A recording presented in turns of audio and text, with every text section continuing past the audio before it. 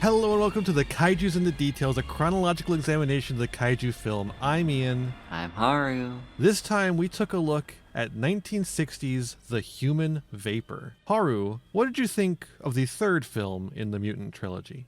I really like this one. Yeah, it's a good one. It's a good one. It's a good one. Not only is it a good one, it's a critically acclaimed one. Mm-hmm. This I one- can see why. This one's like a real movie. Uh-huh. People like this one. Yeah, I can't blame them. Like, this is actually good stuff. It's a damn good film. Really nice filmmaking across the board on this one. I love the acting. I mean, it's got our old friend Yoshio Tsuchiya as the villain, the alien actor, and he's always a delight. I really like the female lead. She's fucking fantastic. That's Kaoru Yachigusa playing. Oh wait, nope. That's the other female lead. Sorry, there's actually two women in this one. There's two women in this one. Isn't that crazy? Wow, we get twice as many women as usual. Kaoru Yachigusa is Fujichio Kasuga, the prim and proper dancer. Keiko Sata, who doesn't have a Wikipedia entry, is Kyoko Kono, the reporter. And she's awesome. I love her. Yeah.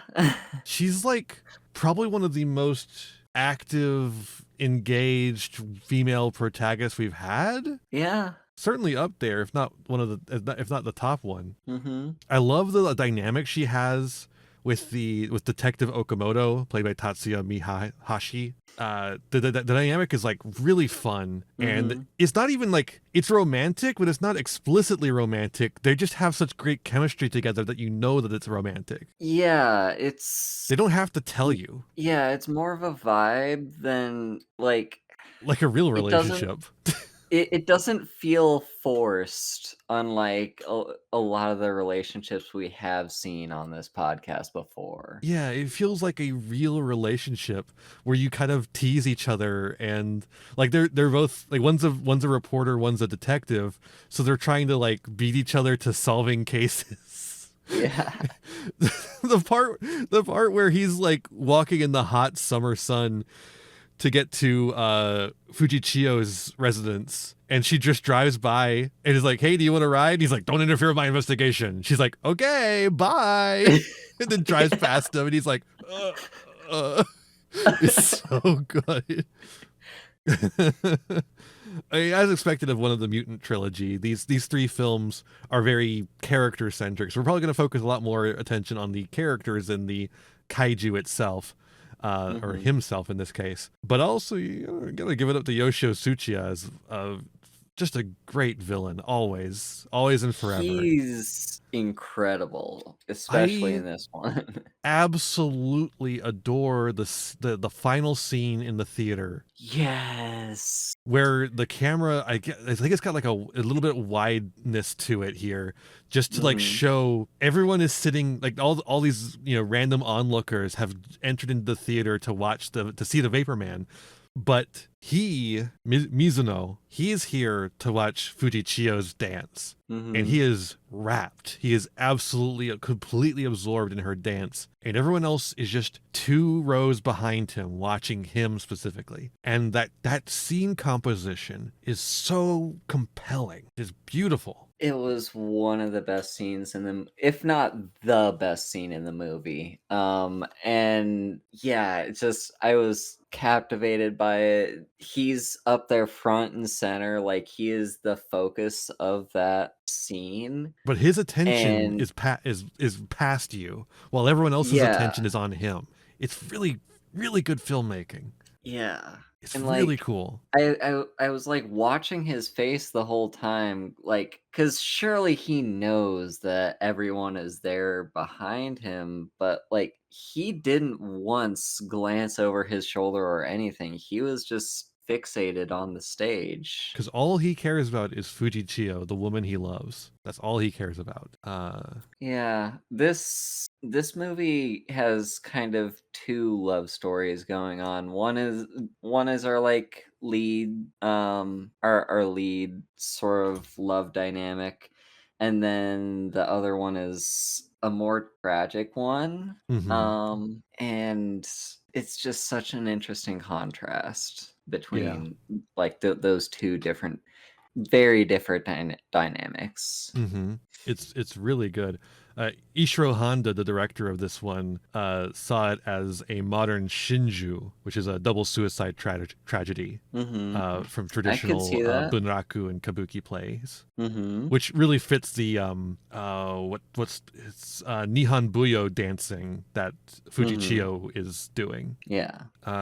It the whole thing is it's a very modern. You could even like call it kind of noirish. It's not really noir, but it's kind Mm-hmm. of a little bit noirish, and Yeah.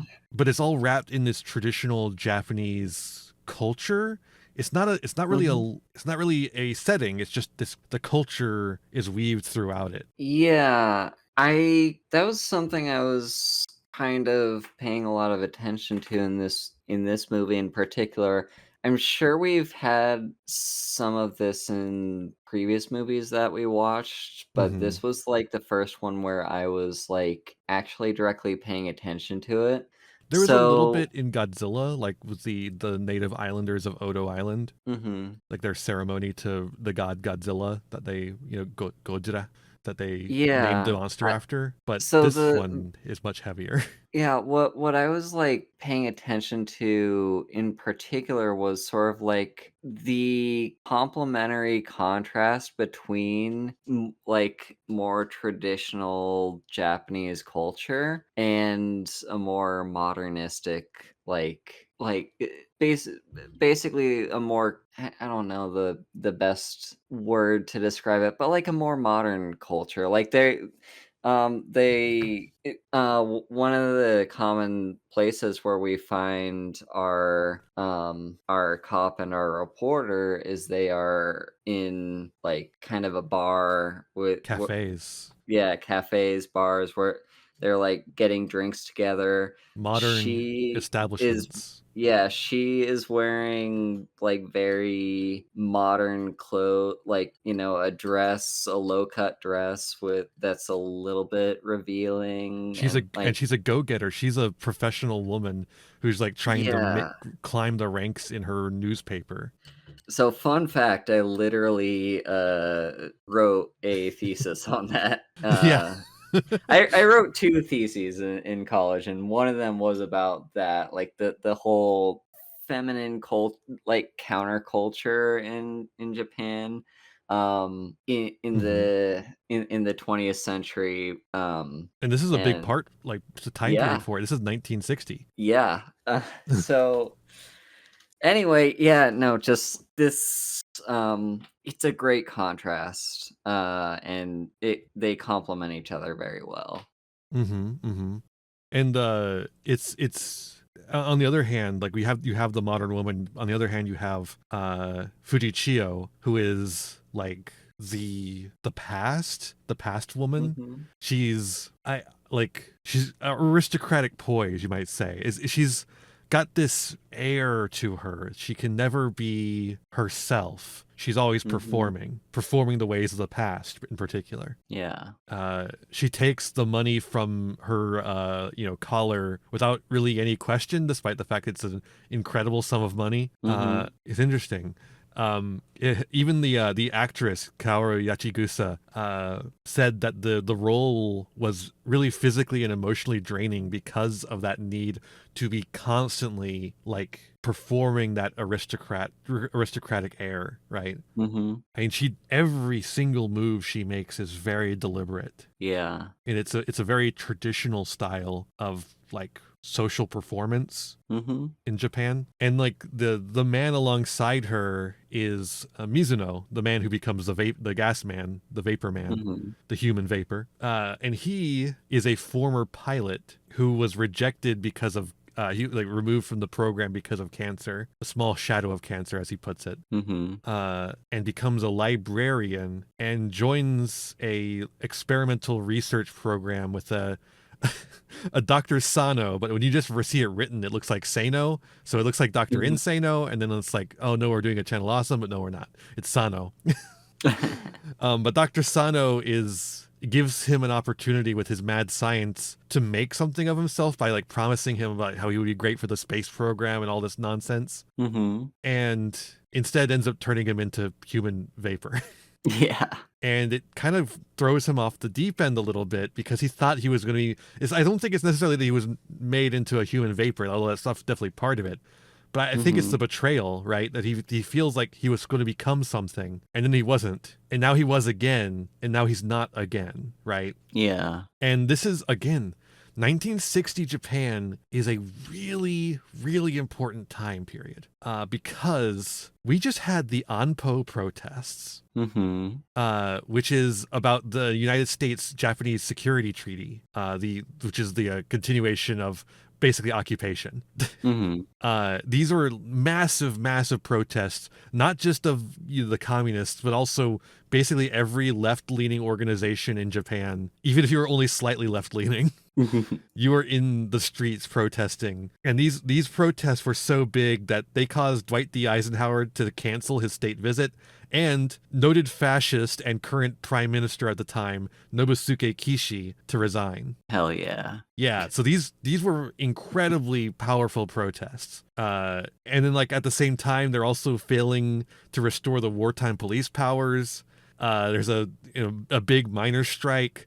And also, at the same time, there's also a series of high-profile bank heists. And that's why this movie focuses so much on the bank heist. It's pulling from the pages. Because you know who's writing this script? It's Takeshi Kimura, the leftist screenwriter that we saw a while back. I love this movie even more now. Like this movie is just like a snapshot of modern Japanese history all in one. It really is. It's like a perfect snapshot of 1960 Japan. Yeah. It's really crazy. And the funniest part of this is that Takeshi Kimura didn't like start the script. The person who first wrote the script, created the story outline, I should say, for this movie is a screenwriter named John Meredith Lucas, who you might know for writing on Star Trek or early B movies. So Tanaka, the produced, like one of the producers at Toho, who produced all of the Godzilla films up until a certain point where he wasn't unable to do that anymore, acquired the story outline from John Meredith Lucas, and then Takeshi Kimura wrote the script based on that, or screenplay based on that outline, and added in all these ripped from the pages themes and concepts and like plot points, which I think is really cool that he was able to put so much of that into a script written by an American. I don't think he's written anything, or I don't think John Meredith Lucas has outlined anything that we've done, but he did do some, he did do a screenplay for Gorath, a movie we are going to watch in the future. So we'll see that in the future. So don't worry about that. We're going to see John Meredith Lucas again. But yeah, so Kimura, creates this snapshot of 1960s Japan in this script, or in this outline written by a Star Trek writer, and then Jun Fukuda, who directed the previous film we watched, Secret of the Legion, that we did not like as much. You liked it a little bit. I didn't like it very much at all. Yeah. Jun Fukuda had to leave for another assignment. Ishiro Honda was supposed to be doing an aviation drama titled Today I Am in the Skies. And that film gets canceled, so they just shuffle Honda over to fill in for Jun Fukuda. And then Honda's like, wait a minute, this is a Shinju, so I'm gonna do it that style. So all of these elements come together to make this fantastic movie. And I've got a quote here from Honda about his feelings on the film. My view of life is about purity, and that includes the relationship between a man and a woman. When their love is pure, they are in the happiest time of life. They would kill themselves just to preserve that love, which I think is interesting. It's in response to like the idea of the Shinju, right? And I think that's interesting when you look at the story here of between Mizuno and Fujichio, their love is pure despite the fact that Mizuno has done these horrible things for it, right? That's the idea here. Yeah. I think that's interesting because he is killing Yeah. people in this film. He is strangling people with his vapor, Uh-huh. or I guess suffocating them. Uh-huh. Yeah. And I think because this film is so much more low key than a lot of the other films we've looked at, it's able to really dwell in that idea of like this love is pure, but it's also kind of, sickening to a person outside of it because of how it ends and, how it kills the people around them, or not really people around them, the random people who work at Mhm. banks mostly. Yeah, it's kind of complicated. Hmm. Like the relationship itself is like it's a pure love between them, but I like all the tragedies that surround the relationship just make me sad to think about it. Like it's a really complicated one, but like as you mentioned, yeah, it is a like pure love.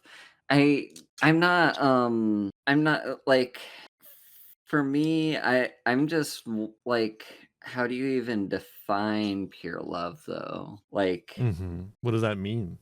yeah, it's yeah, I could spend all night just thinking about this.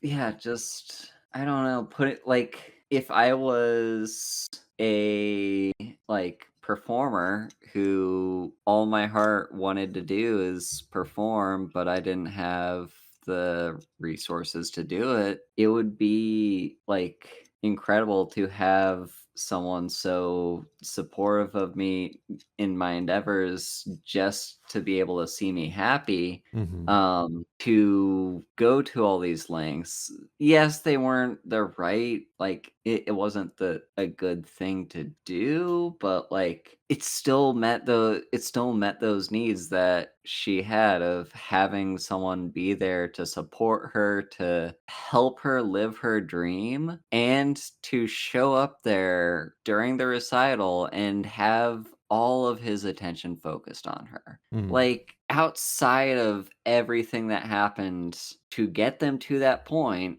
that in and of itself is, like, kind of the ideal relationship. Mm. But it's all the like, what prices they had to pay along the way that make it a tragedy. Yeah, yeah. And like Fujichio also recognizes that it can't stand as it is and decides to use her lighter to explode the both of them Mhm. together in that moment of their greatest triumph with, getting the recital to her final dance to happen, essentially killing the love when it's at its strongest so it can't be distorted later. Mhm. Yeah. It's really, really interesting. Yeah. I also like how the effects are pretty low key as well. Everything is not there's nothing bombastic in here. Mhm. There's a lot of dry ice, fog, rotoscoping. In one scene, there's a rubber costume like we saw with the human vapor, or not human vapor, the H-Man. Mhm. We're doing some of the same tricks. I do like the effects generally speaking. There's some pretty cool ones where you see like his suit deflating and inflating. I imagine some of that's the rubber costumes and such. Mhm. Um, Yeah. yeah.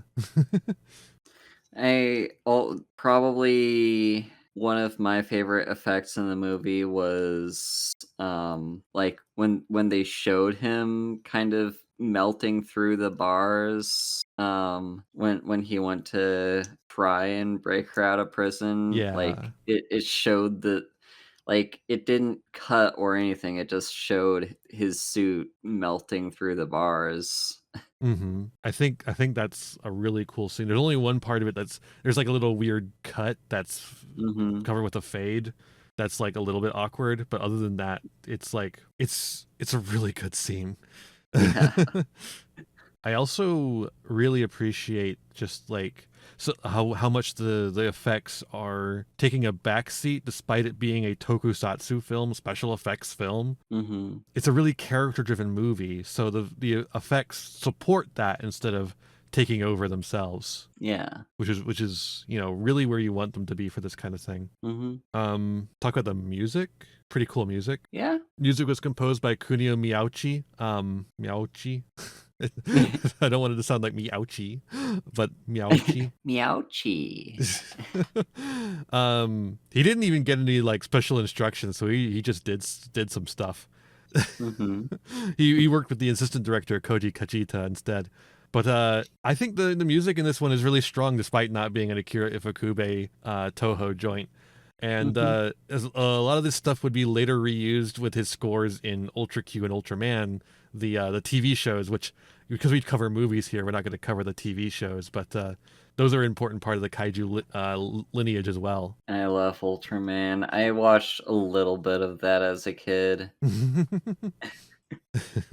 Yeah, we're not the only ones who like this. It's a pretty generally popular film. It has good reception across the board.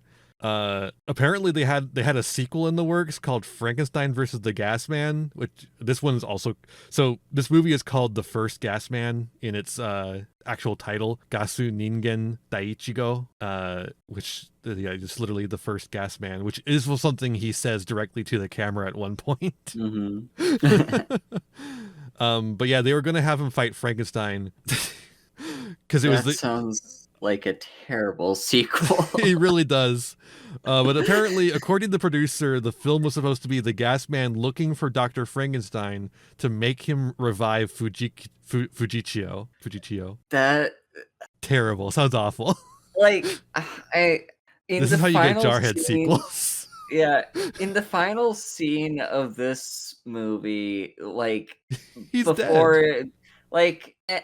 Before it got to the big, just reveal that they're both dead. Oh, okay. Like they showed like they showed the vapor still moving, and I was like, oh gosh, they're setting up for a sequel, aren't they? And the sequel's gonna be awful, isn't it?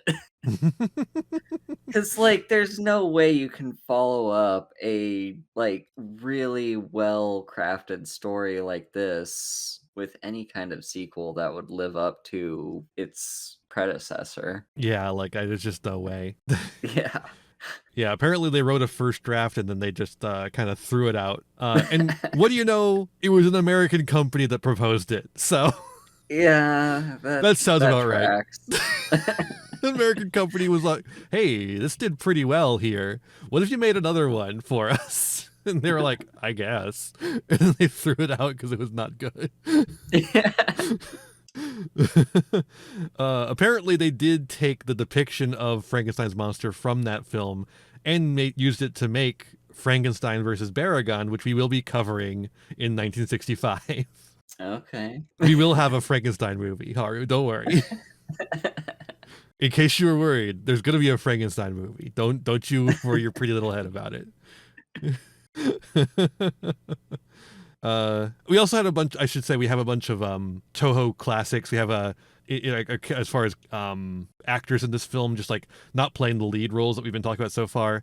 Yoshifumi Tajima, who plays the greedy land developer in Monster vs. Godzilla, iconic role is in here. A bunch of other guys you would recognize. It's really funny. The first shot of the film where in the middle of the credits where they're panning over the people who are in the bank, you just recognize a ton of Toho actors in there, including Haru Nakajima, Godzilla himself. Yay! Yeah, this was like a really damn good film. Do you want to talk? I guess we already talked about themes. Really, it was a pretty natural flow of conversation to go there. Yeah. Honestly, I want to touch up a little bit more on just the acting in general, because partly the acting, I guess this also kind of could tie back to themes in some way. But just every scene where someone was looking at the gas man as he was gas manning,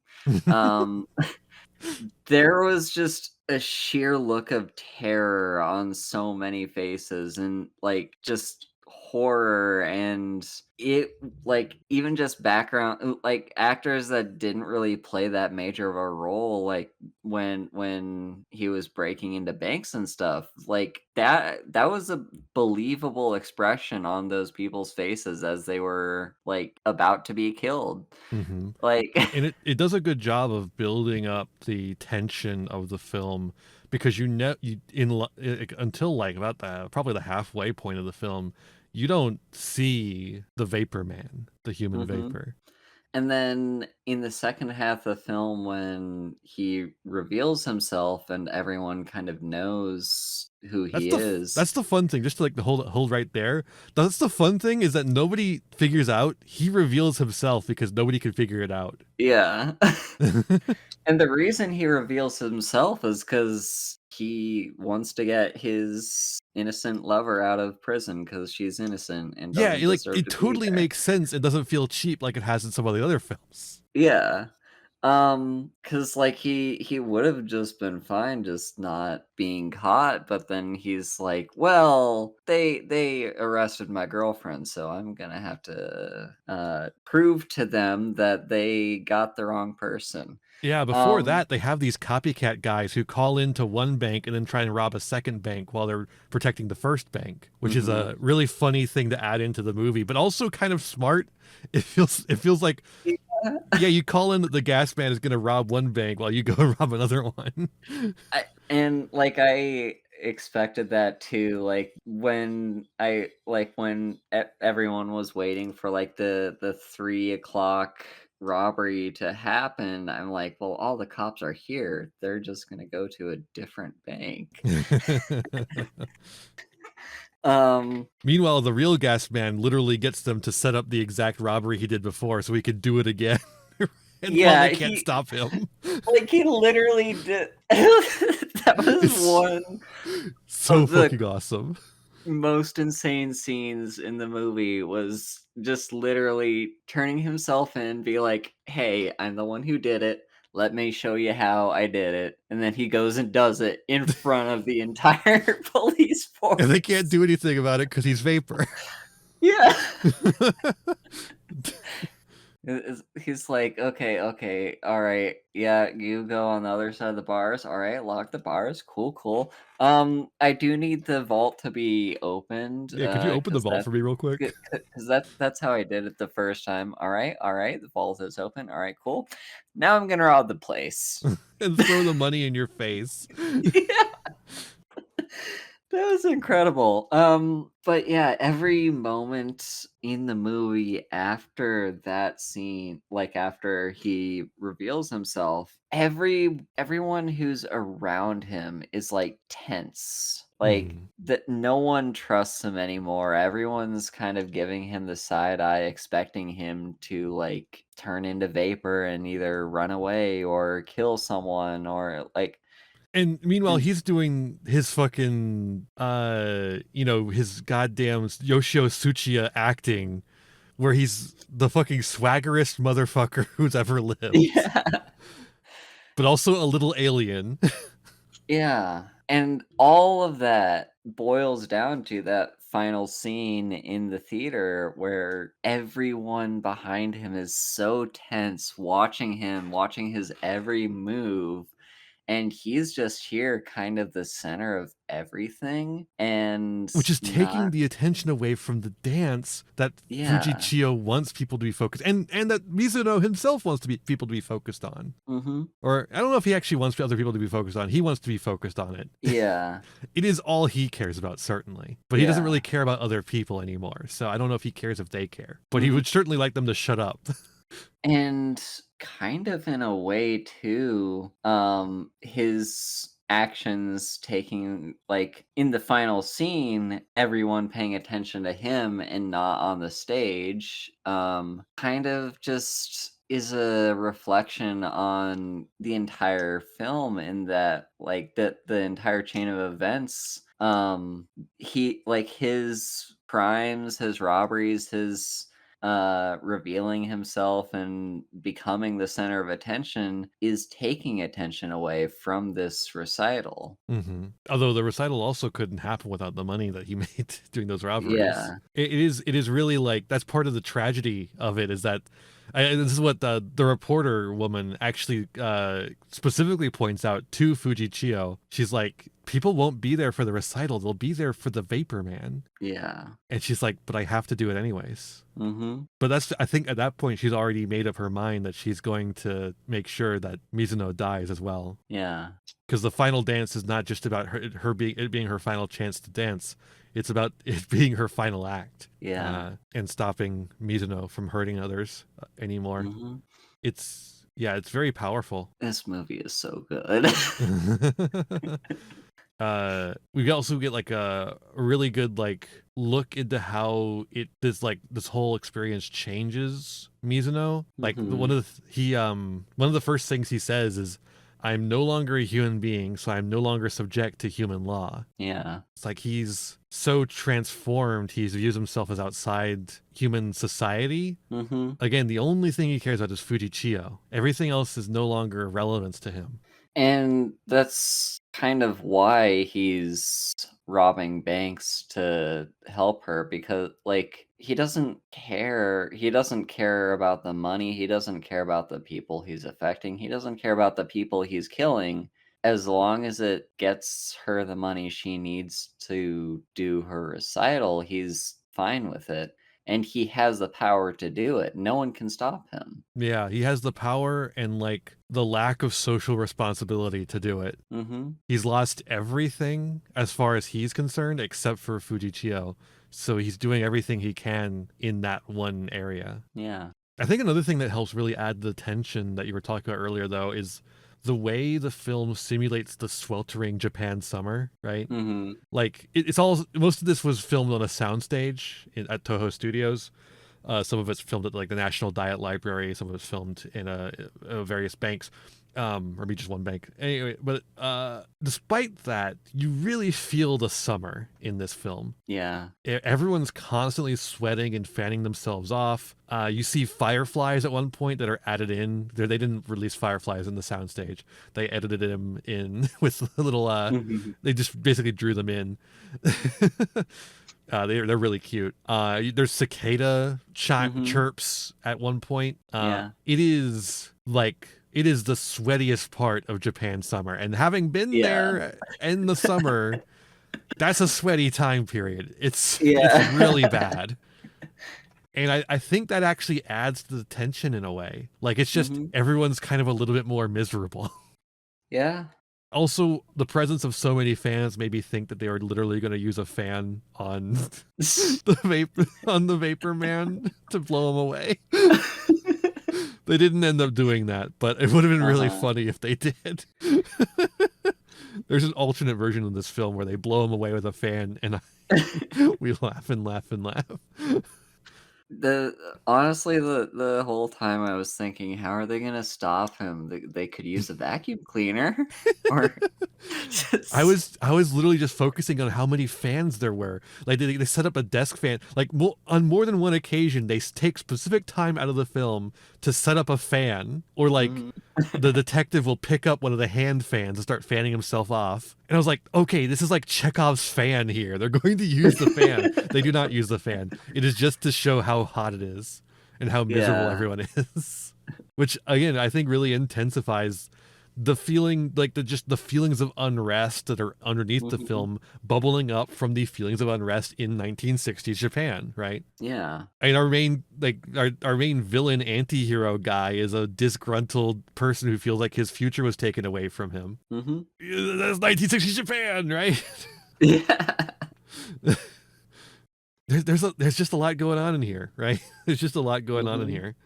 I also like how, like, going back to the relationships, we were talking about how like the reporter is like a more aggressive woman than Fujichio, and she's like an active pursuant in her relationship instead of a passive actor. Yeah. And another aspect of this is that they actually fight over the bill and she wins. Yeah. Her and the detective are trying to. Detective tries to grab it and she grabs it before he can and goes, Yeah, she's in a lot of She's ways just feisty. kind of the epitome of the modern girl, just kind of in charge of her own self. It's such a Um, stark dichotomy. yeah, and she's working her own job. She doesn't need a man to support her. She's doing just fine on her own. Um, She's got her own and car, yeah, and she's and she knows how to just got drive. and she's yeah, and she's got the personality to just be like, "Yeah, no, I can be in charge. I don't need to be pushed around by any man. I take charge of my own life." And like, this is 1960s Japan. Like, not to keep hammering that in, but driving a car is a real symbol of agency Yeah. because a lot of people don't drive cars. Yeah. It's like a very literal symbol of agency. Mhm. It is interesting that filming was in the national diet because it's not the national diet in the fiction of the film, but making it the national diet that they filmed at like adds to that political undertone as well. Mhm. Another thing I noticed is that Dr. Sano, his laboratory, it has like it has like text in Japanese, but it also has text in German. And I don't know how common that would have been in 1960s Japan to have like German on your. I don't know. I mean, I know, like, in the 1920s and in the 20s and 30s, especially in like science and engineering, Hmm. they shared a lot with German scientists and Yeah. engineers. It makes me Um, wonder if they're trying to tie Dr. Sano to like the years of fascism, right? mhm, Especially because he's like gone underground and he's like he's killed a lot of people for his experiments before apparently, yeah, and that's a good Mizuno's the point. first one he's actually succeeded with. Yeah, like, he might be kind of a little bit of the leftover dark past of Japan during World War II. Yeah, I think that might be what they're trying to imply, but I don't know enough to say Yeah. for certain. Yeah, because it's also just entirely possible that that's just also just part of Standard, that yeah. leftover, like, because I know because of that cultural exchange in science and technology, like, Japan used a lot of, like, German borrow words for, like, science. Yeah. So it's entirely possible it was just like standard practice, and so they did it in the film as well, right? Mhm. But it also could be trying to say something. I'm not exactly sure which. Just thought I'd point it out. Yeah. If you know more, let us know in the comments on the YouTube upload. A fun thing, I don't know. So like at this point, I didn't realize it was even Tsuchiya at all. But when you first see Mizuno, he's the guy like dressed up in the Hawaiian eating bread in the library. Yeah. I did not recognize him when he showed back up again until he specifically said, "Oh yeah, we met before, right?" Yeah, I that was such a interesting scene. Such a weird way to introduce your like villain anti-hero guy. Yeah, like, he walked in and, like, well, that's the most conspicuous outfit he could have He's chosen. like wearing sunglasses. He's got like a Hawaiian shirt on. And then what is he doing? He's eating bread in the library. And so the detective just like ignores him. But apparently he was Yeah, also using that time to slip money to Fujichio, uh-huh, which you would think and would make her suspicious, but whatever. I guess it's weird too because in a way he draws attention to himself by just looking incredibly conspicuous, and that in and of itself just draws attention away from him. Mm-hmm. And part But of that he's might just be a kind of desired or not desire, but, like, kind of a repulsion to the, like, kinda weirdo. mm-hmm. But then that kind of also plays later in the like, we don't see him in that same outfit ever again, but, like, he's kind of not drawing attention to himself while kind of drawing attention to himself, And later in the movie, he's like literally he walks in to the police station to draw attention to himself because he needs to confess to being the criminal, and then like they kind of don't believe him at first. Yeah. Yeah. I think it's also interesting that that moment in the library is like the most let loose he seems to be. Like he's otherwise Mhm. very composed, Yeah. confident. He's not really like he's composed in a very confident, smug way. Mhm. But he's never really that silly ever again. That's like a very silly scene he's doing where he's tearing Yeah. off pieces of bread to eat in the library. Yeah, that's very like sweatshirt or that's very like sweatpants and a tank top while crashing on the couch eating chips kind of behavior. Just like so laid back and not caring about anything. And it's a performance that he's putting up to, Yeah. not be noticed, but while being noticed, right? Yeah. It's interesting. Mhm. I guess you could see it as like because he doesn't see himself as human, it is like that kind of idea of that's how he sees humans. That's how he sees other people. Mhm. He's creating a caricature of them in a way. Yeah. Thought it was fun that the kill switch in the end was actually sabotaged way ahead of time, and that's why the gas man was so calm the entire time. Mhm. Like he knew exactly what they were doing and had already worked to sabotage it. Yeah. And is only felled by the one thing he could never see betraying him. Mhm. You got anything else, Haru? I'm trying to think here. There's a lot in this movie. There is, yeah. We talked an hour about it before we got to like the point where we're like, is there anything else? Which is not been the case for some of the movies previously. Yeah. For a movie without a kaiju to talk about, really, Yeah. it's like a kaiju, but it's it's one of the characters, as opposed to a Mhm. separate entity we have to spend time talking about. Yeah, I don't know. I think that's about it for me.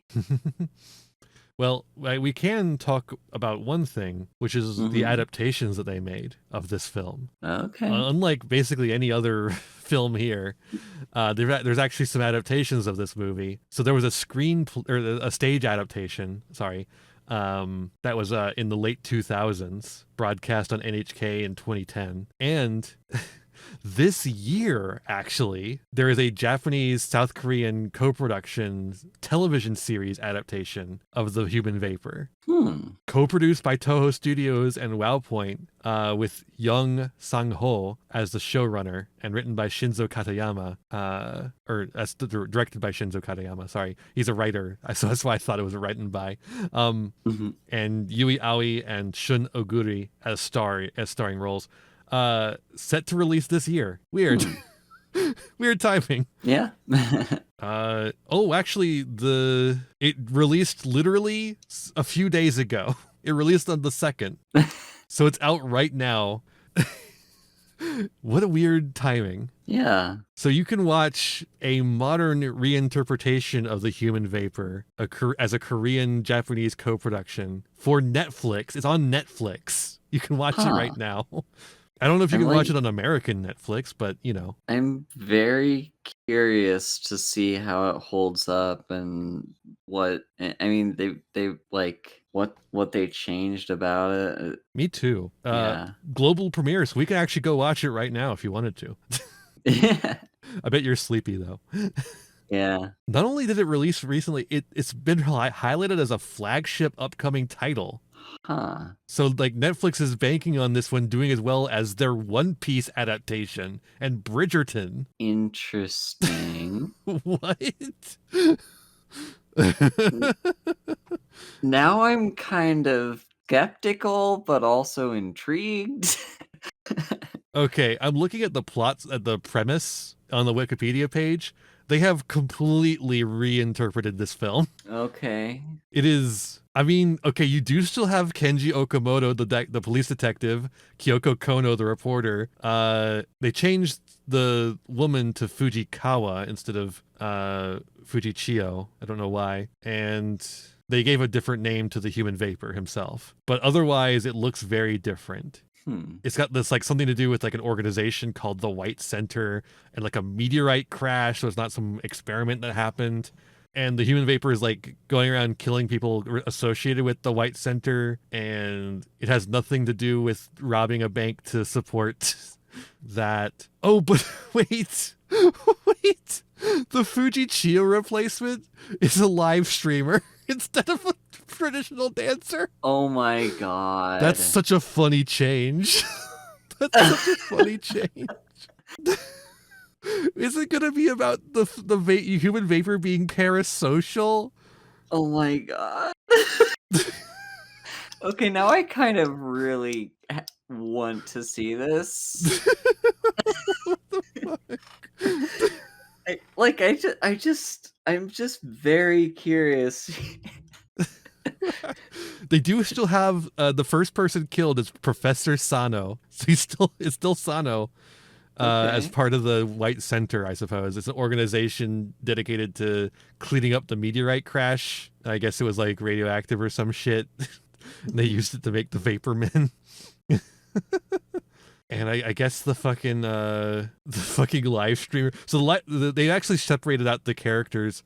So instead of having like the old retainer man, there's Kaho Fujikawa and Fujita Fujikawa, a pair of sibling live streamers. Only Fujita appears on stream, and Kaho is insecure about a birthmark which covers half of her face. Oh, and Okamoto and Kono are exes in this version. So instead of having like the raw chemistry, they're like already divorced, or not divorced, I guess ex-girlfriend. So just separated. Huh. So they may still have the chemistry though. The idea is like maybe doing the case rekindles the love or something. I don't know. I assume that these two streamers are replacing the Fuji Chio because their name is Fujikawa, but it seems like there's a lot going on here. It's a Netflix show, so there's a lot going on here. As usual, these Netflix shows, they love to have like 50 different plots overlapping each other. Apparently they're involved in the White Center stuff. They were like, or some I don't know. I'm trying to fucking skim through the entire plot of a Netflix original, so it's not working very well. Wow, I did not realize that they were like changing so much though. Yeah, I I mean, you'd have to change some stuff because it's a TV show, but that's a lot. Yeah, like I guess some of the basic premise is the same, but like 99% of it is different. Yeah. But like the showrunner is the guy who did Train to Busan, so like it might be pretty fucking good. I don't know. Visual effects were handled by Shirogumi under the same team as Godzilla -1. Whoa. Godzilla -1 looks fucking fantastic. So I might watch this. I don't know. I'll see. I'll see about it. Wait, the project represents Netflix's first partnership with Toho, aiming to revive the studio's tokusatsu legacy. Hello? Ooh. I mean, if they do TV shows, we're not going to have them on the show. But if they do movies, if they do some Netflix original movies, Haru, they might be making more stuff for us. Yay! We'll never run out of episodes. The Kaiju's in the details is immortal. Thank you, Netflix. I mean, to be fair, Toho is also still making Godzilla films, but yeah. And unfortunately, the American companies are also still making Godzilla films. Yeah. But we'll get to those when we get to those, right? Okay, I think that's all I've got to say about this film, now that we've covered the adaptations. That's crazy, though, that it came out so soon, so close to this episode. But yeah, so next time we're going to be watching Konga. Can you guess what Konga might be about? Does it have anything to do with King Kong? Kinda. Not directly, but it is a giant gorilla. Okay. You will be dealing with a giant gorilla. Oh, wait. I think I've heard of this one, actually. You might have, because there was a whole comic book series made by Charlton and drawn by Steve Ditko, creator of Spider-Man. Okay, I might have definitely heard of it.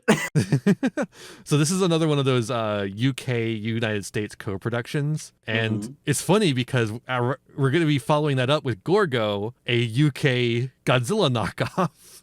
So we have the next two episodes as we move into 1961 are a double feature, both releasing in March 26th and March 29th, of UK knockoff seems like a mean way to put it, but imitations is kind of worse.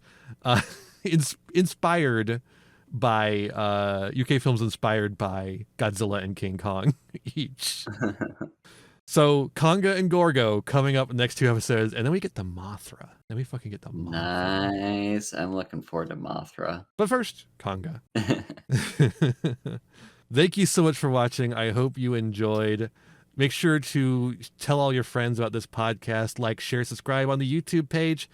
You can find it on all the regular podcast apps too. So if your friends like to prefer the regular podcast apps, or you prefer the podcast apps, you know exactly where to find it. Just search Kaijus in the Details. You can find it at the YouTube page, Them Podian.